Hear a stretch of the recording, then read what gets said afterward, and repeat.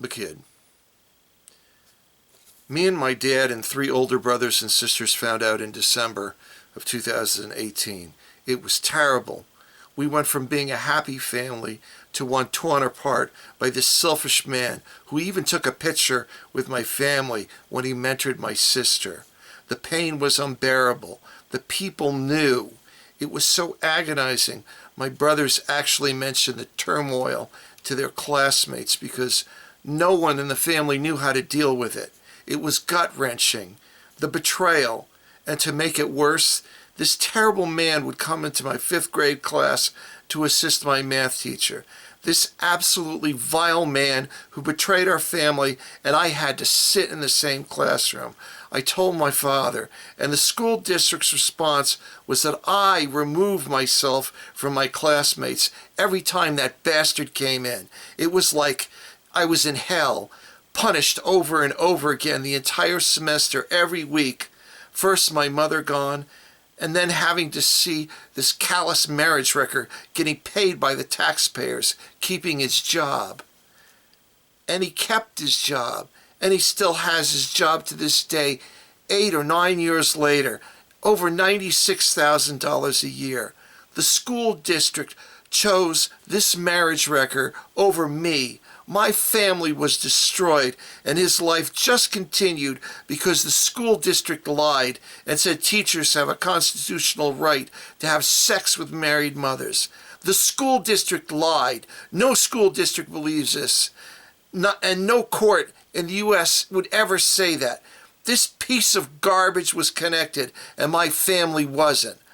I was the one treated like garbage.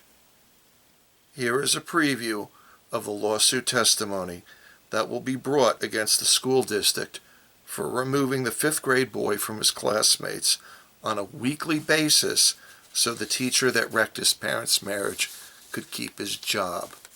Also included are the judge's instructions on the directed verdict. Judge's instructions after the judge directs a verdict for the plaintiff. There is no constitutional right, either federal or in Pennsylvania, that protects a teacher to engage in sexual relations with the mother of students in the school. None.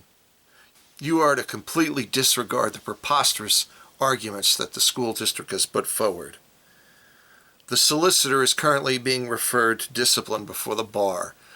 The only reason why it's taken so long is because it has come out in testimony of what the district was advised, and that is completely in opposite what the law is.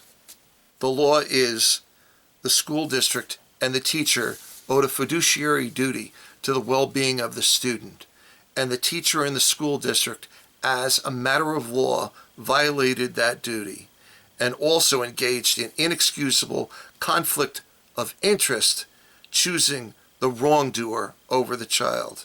A directed verdict for the plaintiff has been granted.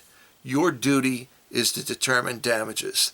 The plaintiff has asked for $4 million. You are not bound by that figure. You may enter a judgment lower or higher. It is time for you to fulfill your duty as jurors and determine what damages are appropriate in this situation.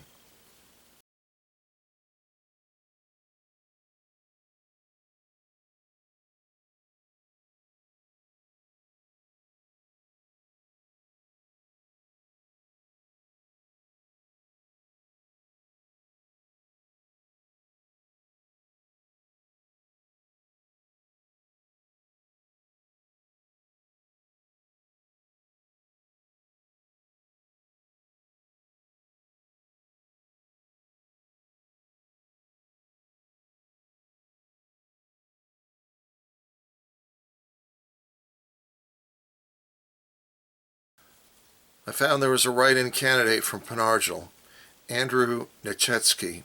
No criminal record I can find. Seems to have kids and a wife. I don't know him, but I'll write him in for the 4-year school board position, of which there's 2.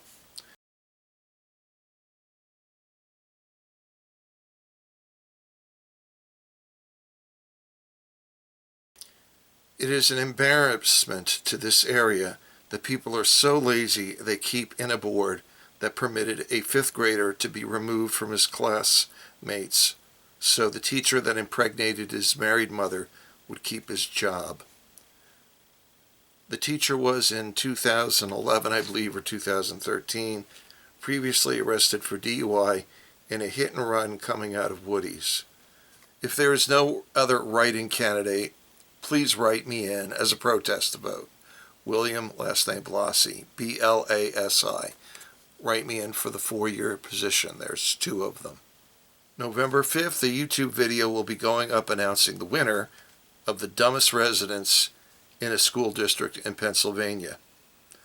No smart person is going to move to a community where residents are so stupid that they pay government workers to have sex with married mothers in the community to break up marriages while the government treats the children of the marriage like garbage.